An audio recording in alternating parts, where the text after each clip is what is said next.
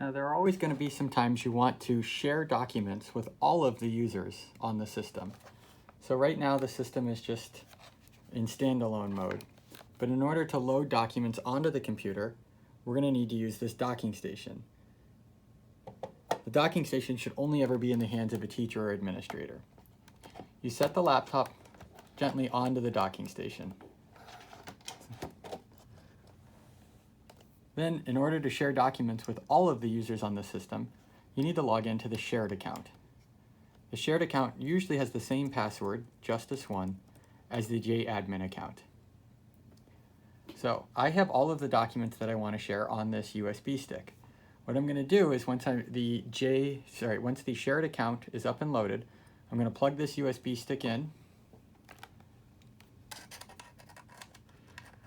to the back of the dock. There's two USB ports in the back of the dock. I can see the system has recognized the USB port has been put in.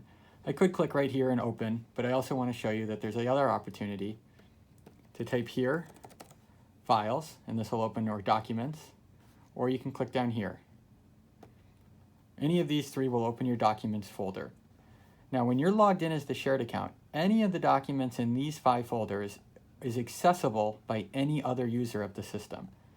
So if you wanted to, for instance, share a user agreement with all of the users of the system, you would put any documents you want like that here in the shared folder.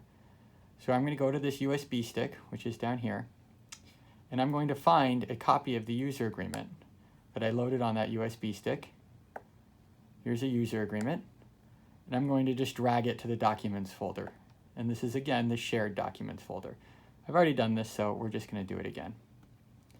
Now here, documents, all of these documents are available to all of the users of the system. This is because you're logged in as the shared account. So now for another user to view any of these documents, all that would happen is you as the admin would log out, and then the next user can log into the system. And this is a great way to distribute things like user accounts or assignments to all students or templates for any sort of statements you might want kids to write or book reports. So I'm going to log in as the user Frank, just like a normal user would. And when Frank logs in order to access the documents that we just loaded, all he has to do is click right on the desktop of the Share Docs icon. So here is the Share Docs icon. You can click it, and there they are, the documents which are shared in the shared account. So from here, he won't be able to save to this particular folder. All he can do is open these documents, change these documents, and then save to his own folder or her own folder. So if you wanted Frank to, you'll see here, this document is open in read-only mode. So all of the documents in the shared folder are going to be read-only mode. So this would allow Frank to say, he read through the user agreement, and then at the bottom of the user agreement, he could say that he has actually read it. So he'd click the edit document. Now again, this is only editing a copy of the document on Frank's user account. This won't make any changes to anyone else's version of this document.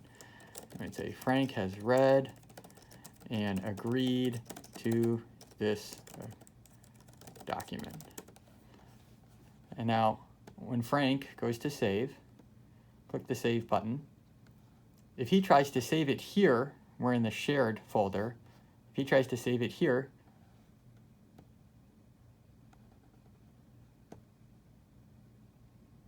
he'll be rejected.